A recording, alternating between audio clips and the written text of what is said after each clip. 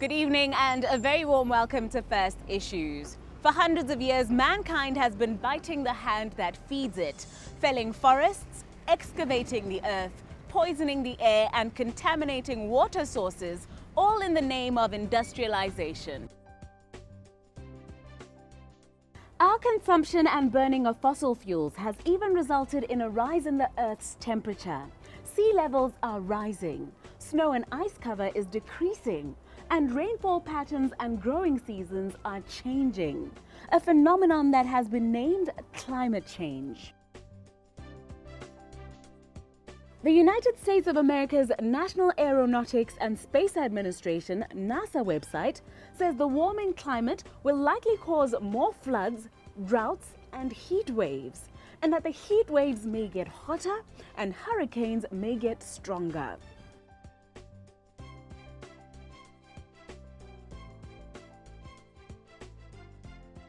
These happenings have led to increased advocacy for sustainable development.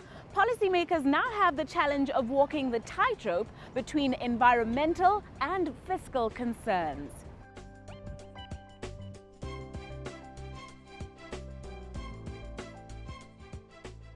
There is now talk of a green economy, defined as an economy that aims at reducing environmental risks and ecological scarcities, and that aims for sustainable development without degrading the environment. Kenya appears to be emerging as a continental leader on such matters, becoming the first African country to adopt a climate change act this year, constructing Africa's largest wind farm, tapping into geothermal energy, and looking to completely ban the use of plastic bags by August, among a host of other achievements.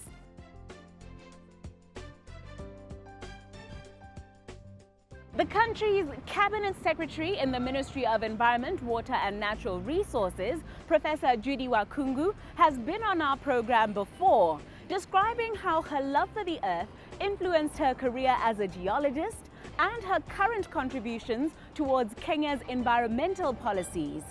She returns tonight to share some of the key learnings that the country has made in terms of environmental conservation and sustainable development.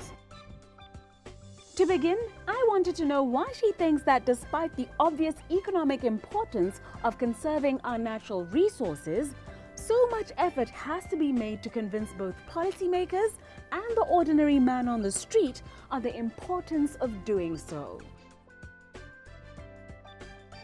As human beings, for generation after generation, we've taken the environment for granted.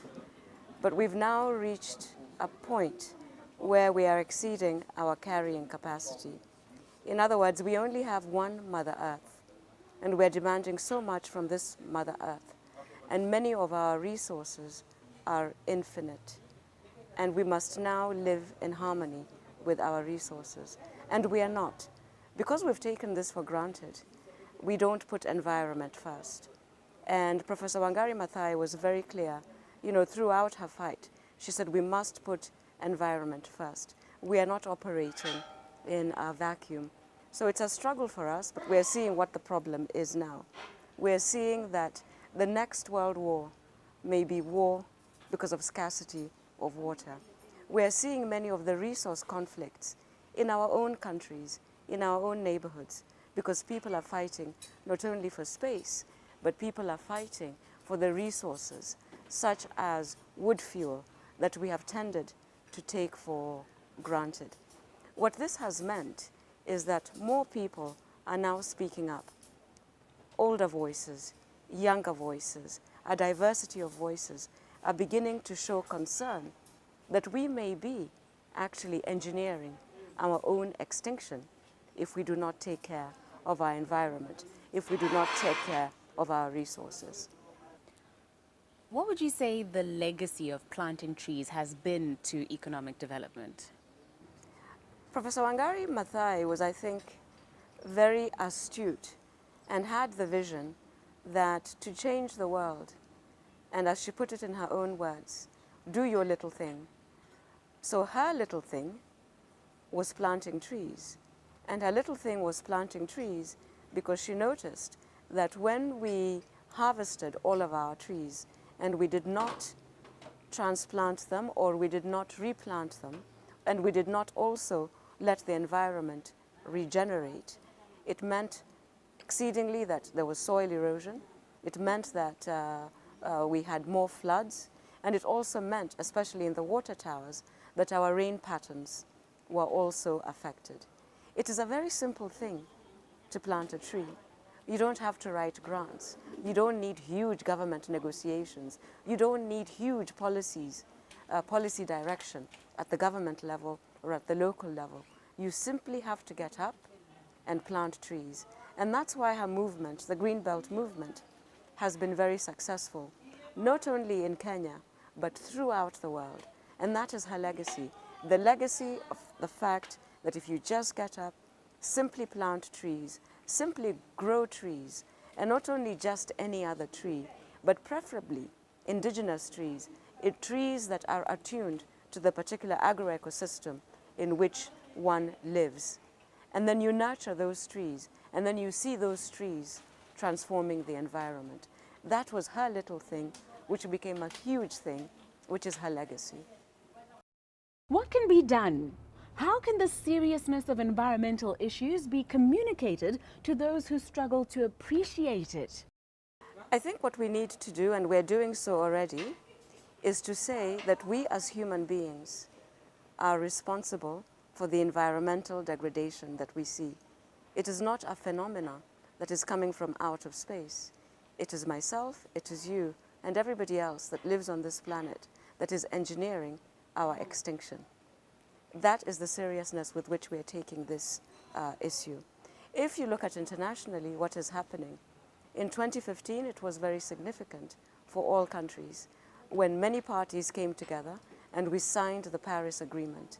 Signing the Paris Agreement meaning that global warming, which is the hugest environmental catastrophe that we are faced with, it is caused by our excessive use of fossil fuels. So we signed up as countries to say that we must together limit our carbon footprint.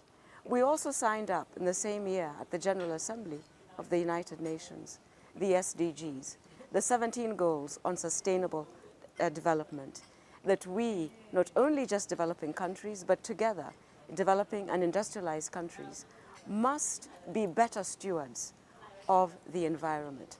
Such meetings internationally are beginning to show the world that together we must change this pattern of exacerbating the use of our resources. But locally, we are also doing something. Again, as we commemorate Professor Wangari Maathai Day, she said we must think internationally, but we must also work locally. So locally, what are we doing, with our communities? In many parts of our countries, we've seen our traditional practices of pastoralism, of farming, not being able to cope now with a carrying capacity. We are not a smaller population as we used to be, yet the space of our countries is not growing. So we are exceeding many planetary boundaries. We are exceeding our local carrying capacity. So this is actually impoverishing not only our countries, but our very communities whose life depends on those resources. So this is why it's urgent now, more than ever before. But I am confident because of the cycles of drought and then flooding that we've seen recently, that we must step up as governments, we must step up as partners within the regions, but we must also step up as leaders in our community to take charge and conserve our natural resources. I'm excited to see Africa rise as a leader in terms of environmental conservation and renewable energy, the cornerstones of sustainable development in the years to come. Up next, however, we revisit some local eco-pioneers at the Bunteng Futsal Park here in Gaborone.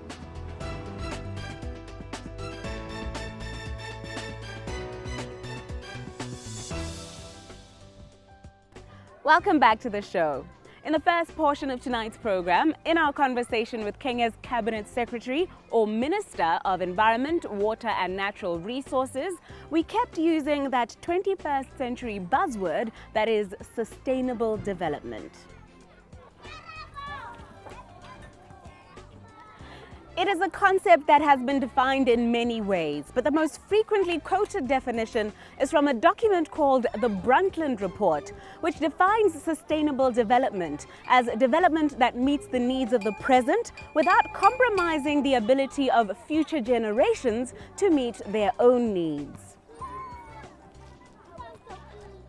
Modeling this concept in very practical ways to the youth and community of Buntleng here in Gaborone is an organization called the Pula Sports Development Association through a project supported by the First National Bank of Botswana called the First Buntleng Futsal Park.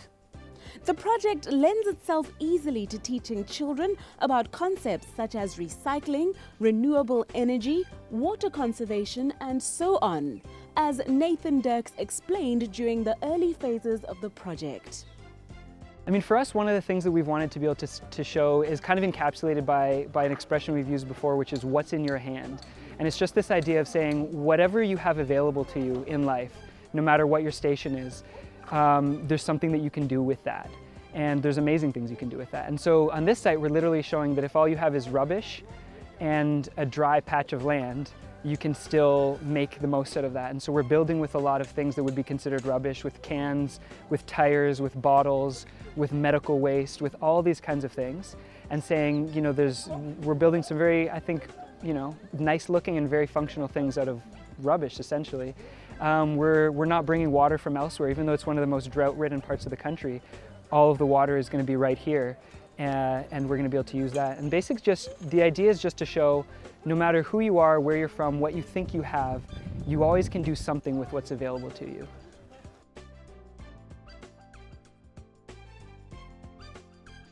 We revisited the park recently to see how it is performing in its first few months of operations. Are they able to practically implement their ideals? We asked another member of the team, Swift Mpoloka, what quantifiable impact they have had on identified community needs. Well, the first quarter was very rewarding in terms of that aspect, where we've managed to, you know, do a number of programming that speak to education, sports development, and also the loitering, everyday loitering of youth through various partnerships that we have in place. We've currently done a partnership with Raising Education within Africa, REWA, who will be doing more early childhood development initiatives within the community. We're happy to announce that we'll be training, you know, teen mothers to, you know, by empowering them to be able to deal with the children. I mean, in terms of quantifiable, we've done about numbers between 163 to 200 children who've gone through various programs on site. This is in a time frame of how long again? This is in a time frame of the first quarter. I mean, we must be honest, in the first quarter we were getting the system and the ball rolling and understanding ourselves in terms of how the model is going to work. So we're pleased to announce that we can officially call ourselves a sustainable development.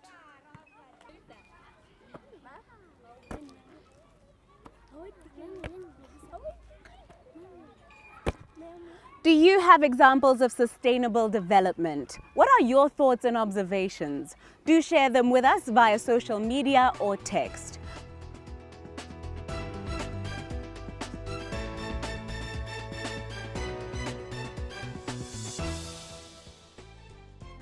Thank you for staying with us. A United Nations fact sheet on youth political participation and decision-making says it best. Youth can be a creative force, a dynamic source of innovation, and have throughout history participated, contributed, and catalyzed important changes in political systems, power-sharing dynamics, and economic opportunity. However, youth also face poverty, barriers to education, and multiple forms of discrimination, and limited employment prospects and opportunities. Despite the fact that young people between the ages of 15 and 25 constitute a fifth of the world's population, the average age of parliamentarians globally is 53. Only 1.65% of parliamentarians around the world are in their 20s, and only 11.87% are in their 30s. This trend holds true for Botswana as well, where out of the 65 members of the current National Assembly, only the Honourable Dithapelo Keorapetse and the Honourable Bogolo Kenewendo are under 35 years of age, meaning that the representation of youth in Botswana's parliament stands at a mere 3%. A number that becomes more significant when you consider that youth in this country are not at a quarter or even half of the population, but a whopping 2/3 of our total numbers, according to Statistics Botswana's projections for 2017. Much of government policy aimed at matters affecting young people appears to be developed and delivered largely without the targeted demographics input, which in many cases results in incompatible solutions. We therefore asked policymakers, economists, and members of the financial services sector and others how they think youth could be better included in the formulation of policy. To begin, we took to the streets to hear what young people have to say about their inclusion in the formulation of economic policy. There's a saying, airing, nothing for us without us.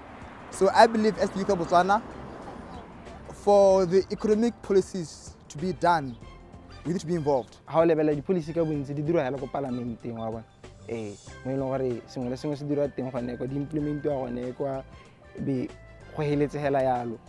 Banana ko ha ba tsene go pe mo teng, so ha go tswa bo education bo eng gore ba kgona go tsa go utlwa maikutlo a bona gore bone ba bona gore se ka thusa banana ka ba ite ba ipuelela ke re bona go ka thusa banana, maybe le the society at large. The most important part that will change the whole mindset of Botswana will be the curriculum change, right from primary school. The clubs should be done, should be put in place. Youth clubs should be involved in formulating the policies. We know what the youth parliament. Youth parliament should be done. I think holding like youth forums around the country, that is, would be most effective to get ideas from different youth in different places on what they are thinking in order to contribute to the economy of the country.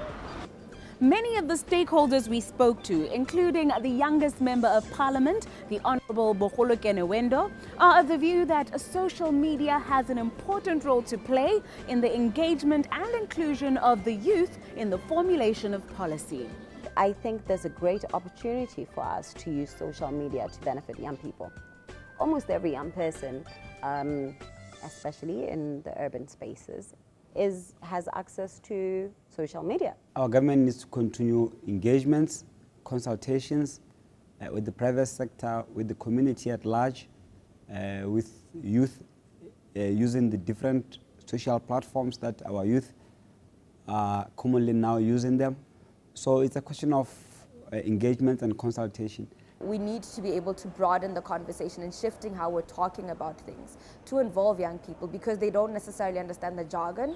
They don't necessarily understand, having to wear suit and tie in order for them to talk about their livelihoods. When people are engaging in the physical space of how youth can be better, there has to be hashtags on Twitter. There has to be hashtags on Facebook. And for the youth that aren't involved in the online space, there still needs to be an outreach in different parts of the country. There are khotlas that are available for use. There are chiefs that are available to be used by government. So we can be able to, link in the traditional side of the country in terms of creating laws and involving the youth in that aspect, as well as doing more physical youth involvement. Youth, if they don't have a cell phone penetration, in terms of smartphones. They're available through USSD coding, basically Stase Mang Mang hash. So the government can also look into that to engage with young people. One of the young executives, economist Moatlhodi Sebabole, confirms our proposition from the beginning of this segment, that a lack of engagement with the youth can result in ineffective solutions to their challenges. So engagement comes in different forums. We know it comes from an education system. We've got a ministry specifically, looking after the interests of youth, which is then where all concerns and all issues probably have got to be, consolidated and communicated through to government in general and to the general public. So I think really the starting point is the forums that give youth a voice. Why? Because if a lot of your youth are becoming, the majority of your population is predominantly the youth, and then the education system is also such that the issues in terms of the quality of the education, the quality of the graduates, it creates a situation where now the graduates find it very difficult to find employment. So now you have your youth unemployment numbers rising. Once that happens, once that happens, there's a creation of social ills that will then, affect the day-to-day running of any government or any economy. So it's imperative. It's not even an option. It's something that needs to happen. It's something that is happening at some level, but something that also needs continuous improvement to then have even the targeted growth numbers around the youth. I know there are instances where there's Young Farmers Fund, for example. There's grants that is being given to the youth in terms of education. There's also the other special funds just outside agriculture that has been set aside. I think the Youth Development Fund that has been set aside for the youth to benefit from. The frustration on the ground has been sometimes this are said, but in terms of access, it's something else. So it's a bit difficult. So if you have such a challenge, the initiatives are there in place. Probably it's on the implementation side. You know the challenges. The funds has been set aside. The youth are saying the access is a bit of a problem. Maybe change this, engage, and then see how then you can close that gap, which is then the funds actually translating to the youth being able to take them up and actually then being able to implement certain viable projects. To conclude our discussion, we remind you of a statement previously made on our program by Bashi Khaitsarwe, one of Botswana's celebrated young executives who has been a consultant with international firm Accenture and now leads one of the country's key corporate entities, the Botswana Development Corporation. This is what he has come to believe from his years of experience and observations. I think there can always be more, right? I think there can always be more youth engagement. And I also think that as much as there's a real place for policy, I think people mustn't wait for a policy to come into place before they do something. And I think sometimes we suffer from that mentality a lot here in Botswana. Oh, there's no policy on this. There's no policy on youth. There's no policy on youth business. There's no policy on women in business and who are youth. So we wait for policies as opposed to starting to do something. So while I think that there can be improvements and there's a lot can be done to involve youth in coming up with new policies, I do think that young people need to get on with it with or without a policy. It may be a lot harder, it might be a lot more challenging, but there's no option, right? You just have to get on and be able to do it. Thank you for watching. We love hearing from you, so do continue to engage us via our various platforms. But with that, it is good night from me, Nametso Samakula, and the team.